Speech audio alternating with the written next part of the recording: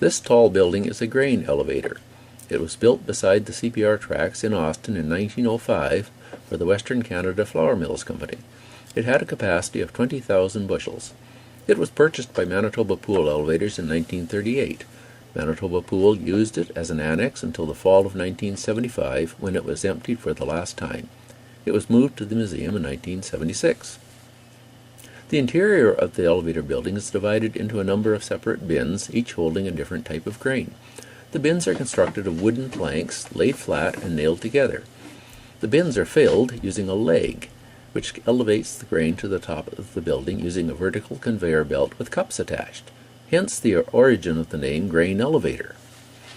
This elevator's design features a 3/4 width cupola on the roof that is flush with the non-trackage side of the structure.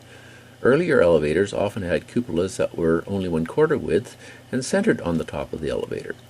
After 1905, elevators were built taller and had cupolas that were the full width of the roof. The cupola was necessary to cover the leg, which had to protrude above the bins to allow space for the mechanism that directed the grain into the various bins. The smaller cupolas were cramped to work in, so elevator design standardized on full-width cupolas.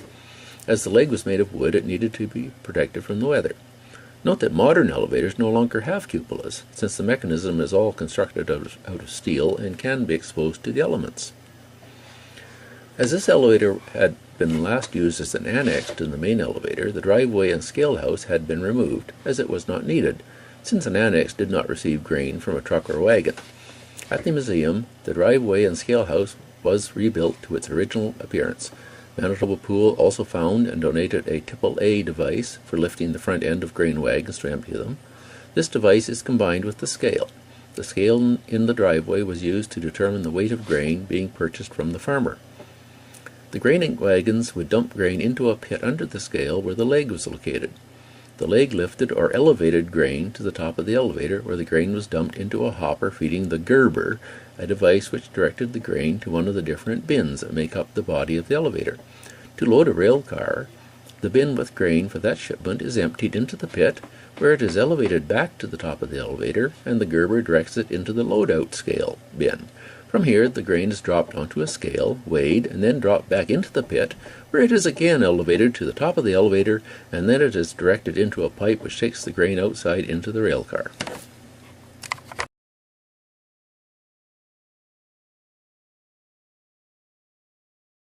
This octagonal or 8-sided structure is a railway water tower.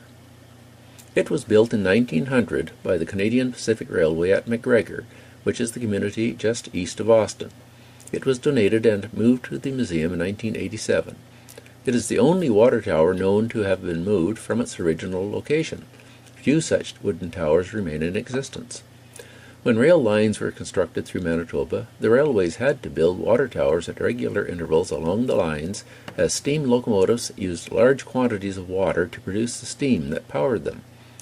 These towers held about 40,000 gallons, or about 180,000 liters of water. In most cases, water had to be pumped into the water towers from a lake or creek. The McGregor Tower, however, was gravity-filled from Jackson's Lake, which is about 15 miles from McGregor, south of Sydney. This tower is 54 feet high and consists of two separate structures. The 40,000-gallon inner tub is made of 3-inch thick cedar boards. It is supported by 16-inch square timbers, with the bottom of the tank 22 feet above ground.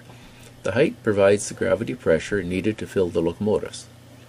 The ball at the top is attached to a float to show how much water was in the tower. At present, the tank is empty.